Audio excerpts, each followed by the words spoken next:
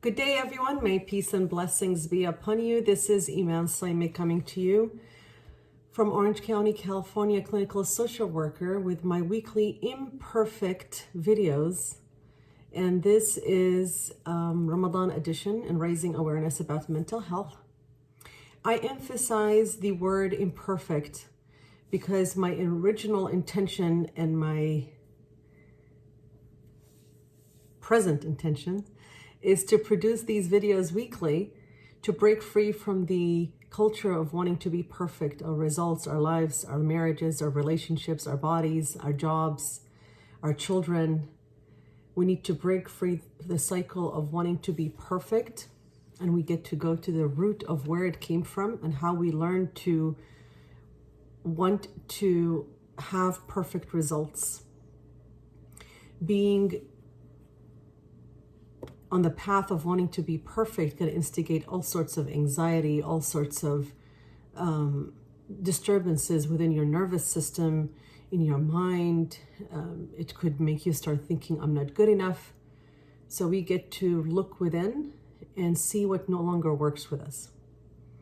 As we are navigating the last weekend in Ramadan, for those who are fasting, you have been working very hard for the last 25 days, and maybe you haven't. You still have a week to go. And I know in the last 10 days, we strive to find the night of power, especially on the odd nights. And we already had few odd nights. And you might, wake up and say, you know what, maybe last night was the odd night, and you might disconnect. You might disengage from the month already before it finishes. I ask you to renew your intention, renew your faith, and enter the month again spiritually with the idea that I still have work to do. And we still do. We have 5 more days to go. When we come out of this month, we all want to come out spiritually uplifted. But you might feel a sense of grief. And I want to highlight that grief because it's real. So the 2 types of griefs that could come out of Ramadan. One, you are missing the spiritual high.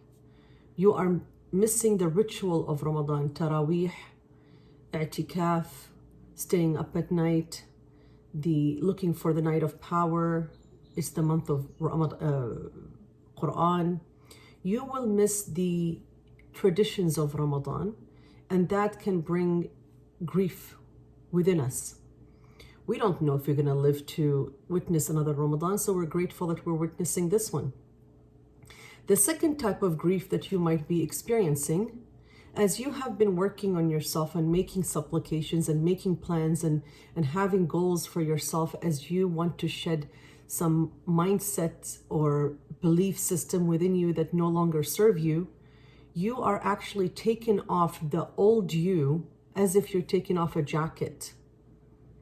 And that can onset grief because you're stepping in the unknown, you're stepping in the new you, and you don't know what comes with that.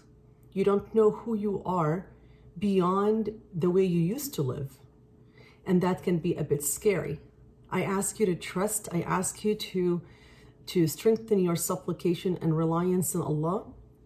He guided you to it, He inspired you to make that dua and that supplication to Him. Trust Him, rely on Him, and take the steps forward. No one can make the steps to righteousness and goodness and more blessings in your life except for you. You got to take the first step. When we end the month of Ramadan and we celebrate next Thursday, there's a tradition that I wanted to highlight that is not from Islam, and it's cultural. We are culturally taught to go visit the dead, to go to the cemetery on the first day of Eid. Eid is a joyful, reoccurring holiday that we are asked to celebrate it fully.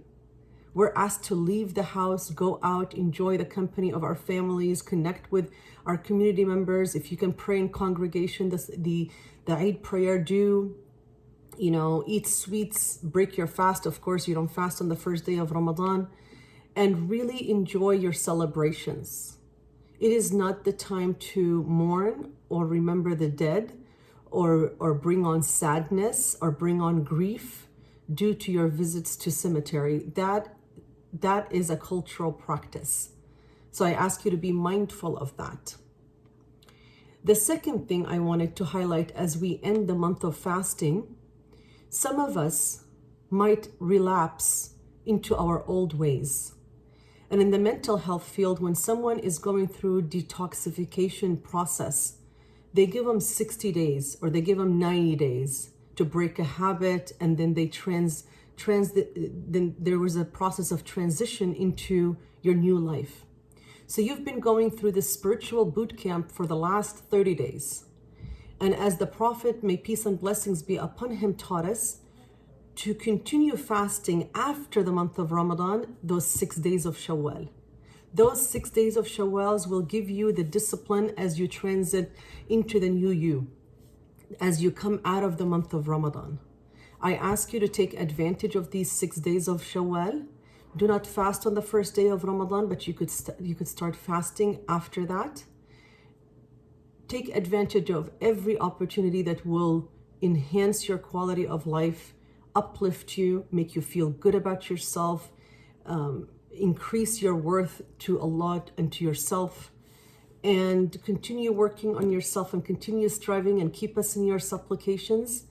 And remember the supplication that the Prophet, may peace and blessings be upon him, he taught us to make, especially in the last 10 days of Ramadan. اللهم إنك عفو تحب العفو فاعف عنا. Oh Allah, you love to forgive, please forgive us. You are the forgiver, you love to forgive, please forgive us.